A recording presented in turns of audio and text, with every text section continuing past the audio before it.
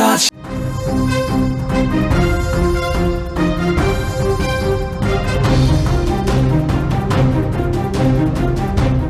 Gaza ప్రణాళికపై పాకిస్తాన్లో నిరసనల పర్వం కొనసాగుతోంది. పాక్ ప్రధాన నగరాలు రణరంగంగా మారిపోతున్నాయి.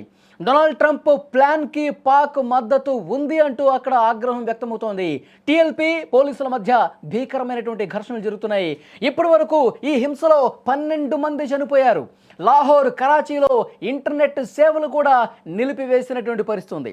ప్రధాన నగరాల్లో అదనపు బలగాలు దిగుతున్నాయి.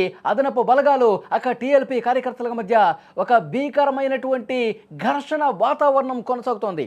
పాకిస్తాన్లో ప్రస్తుత పరిస్థితులు ఎంత దారుణంగా ఉన్నాయో స్క్రీన్ మీద మీరు చూడొచ్చు. లాహోర్తో పాటు దేశంలో ప్రధాన నగరాలైనటువంటి చాలా ప్రాంతాల్లో కూడా రావిల్పిండి కావచ్చు, కరాచీ కావచ్చు, ఈ నగరాల్లో తెహ్రీక్-ఏ-లబ్బాయిక్ పాకిస్తాన్ టీఎల్పీ అనే తీవ్రవాద సంస్థ మద్దతుదారుల మధ్య హింసాత్మకమైనటువంటి ఘర్షణలు చెలరేగుతున్నాయి.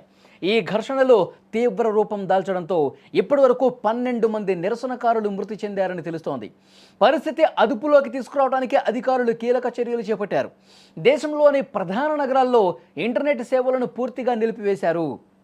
పాకిస్తాన్లో అల్లర్లు చెలరేగడానికి ప్రధానమైనటువంటి కారణం అమెరికా అధ్యక్షుడు డొనాల్డ్ ట్రంప్ ప్రతిపాదించినటువంటి ఈ వివాదాస్పద గాజా ప్రణాళికకు పాకిస్తాన్ ప్రభుత్వం మద్దతు ఇవ్వటమే.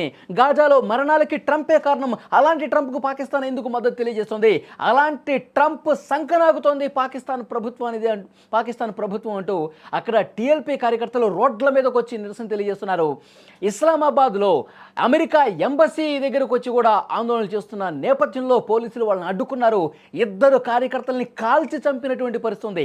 ఆ తర్వాత ఇంకా ఘర్షణలు చెలరేగి ఇప్పటి వరకు 12 మంది కార్యకర్తల్ని చంపేశారు. అక్కడి బలగాలు, పోలీసులు టీఎల్పీ కార్యకర్తల మీద ఉక్కుపాదం మోపుతూ ఎక్కడికక్కడ ఈ ఉద్రిక్తతలకు కారణమవుతున్నారు.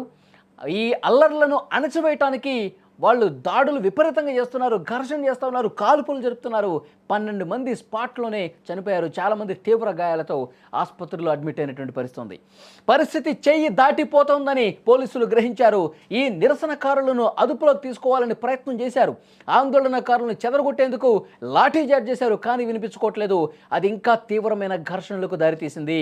అక్కడ అల్లర్లు చేసేవాళ్ళు రోడ్ల మీదకి వచ్చి అక్కడ కనిపించిన వాహనాన్ని తగలబెట్టేస్తూ ఉన్నారు. పాకిస్తాన్ ప్రభుత్వానికి వ్యతిరేకంగా పెద్ద ఎత్తున ఒక హింసకు ప్రేరేపించినటువంటి పరిస్థితి కనిపించింది. దీన్ని నిలువరించడానికి మరింత పెరగకుండా ఉండేందుకు దేశవ్యాప్తంగా అదనపు బలగాలను కూడా మోహరించారు. శాంతి భద్రతలను పునరుద్ధరించేందుకు పాకిస్తాన్ ప్రభుత్వం కఠిన చర్యలు తీసుకుంటోంది. ఘర్షణలు చెలరేగిన ప్రాంతాల్లో కర్ఫ్యూ వాతావరణం నెలకొంది. నిరసనకారులు మళ్ళీ గుమికూడకుండా ఉండేందుకు, ప్రచారం జరగకుండా ఉండేందుకు, దీన్ని నిలువరించడం కోసం కీలకమైన నగరాలు ఇస్లామాబాద్, కరాచీ, రావల్పిండి లాహోర్ ఇలాంటి ప్రధానమైన నగరాల్లో రవాణా వ్యవస్థను నిలిపేశారు, ఇంటర్నెట్ సేవలు నిలిపేశారు. నిరసనల పేరుతో హింసకు పాల్పడిన వారిని ఉపేక్షించేది లేదు అంటూ పెద్ద ఎత్తున అక్కడ చర్యలు తీసుకుంటా ఉన్నారు. ఈ అల్లర్ల వెనుక ఉన్న ముఖ్య సూత్రధారులను కనిపెడతామని చెప్పి పాకిస్తాన్ ప్రభుత్వం చెప్తుంది. కానీ చాలా తీవ్రమైనటువంటి ఘర్షణ పూరితమైన వాతావరణం కనిపిస్తోంది. విజువల్స్లో మీరు చాలా స్పష్టంగా చూడొచ్చు. పెద్ద ఎత్తున అక్కడ రోడ్ల మీదకి వచ్చి ఆందోళన చేస్తున్న పరిస్థితి కనిపిస్తోంది. రోడ్ల మీద హింస కనిపిస్తోంది.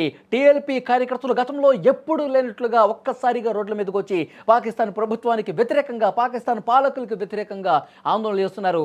ఈ వివాదాస్పద గాజా నిర్ణయానికి సంబంధించి, గాజాలో చెలరేగినటువంటి మరణాలకు సంబంధించి, ట్రంప్ వ్యవహరిస్తున్నటువంటి తీరుకు సంబంధించి ప్రశ్నిస్తూ రోడ్ల మీదకి వస్తూ ఉన్నారు. ట్రంప్కి పాకిస్తాన్ పాలకులు ఊడిగం చేస్తూ ఉన్నారు. ట్రంప్కి మద్దతు తెలియజేస్తూ ఉన్నారు. అందుకే గాజాలో ఇలాంటి విషమ పరిస్థితులు నెలకొన్నాయి. దీనికి కారణం పాకిస్తాన్ పాలకులు, పాకిస్తాన్ ప్రభుత్వం అంటూ పాకిస్తాన్కి వ్యతిరేకంగా, ట్రంప్కి వ్యతిరేకంగా ఈ విధంగా ఆందోళనలు ఇప్పుడు పూర్తిగా హింసను రాజేసినటువంటి పరిస్థితి. 12 మంది చనిపోయారు, ఇంకా రోడ్ల మీద ఉన్నారు. ఎక్కడికక్కడ పోలీసులు, భద్రతా బలగాలు అడ్డుకుంటున్నప్పటికీ కూడా అక్కడ హింస కనిపిస్తోంది. ఘర్షణ ఇంకా అంతకంతకు పెరుగుతున్నటువంటి పరిస్థితి. పాకిస్తాన్లో చాలా నగరాల్లో, నేను ఇంతకుముందు చెప్పినట్టు లాహోర్లో కావచ్చు, ఇస్లామాబాద్ కావచ్చు, కరాచీ కావచ్చు, రావల్పిండి కావచ్చు, ఈ ప్రధాన నగరాలన్నీ కూడా మంటల్లో చిక్కుకున్నటువంటి పరిస్థితి. ఎక్కడ చూసినా తగలబెట్టడాలే కనిపిస్తూ ఉన్నాయి. దాన్ని అడ్డుకోవటం కోసం ఇష్టం వచ్చినట్టుగా కాల్పులకు కూడా అక్కడి బలగాలు తెగబడుతున్నటువంటి పరిస్థితి. ఇప్పటి వరకు 12 మంది చనిపోయారు. ఇంకా 10ల సంఖ్యలో ఆసుపత్రుల్లో విషమ పరిస్థితుల్లో ఉన్నారు కార్యకర్తలు అక్కడ.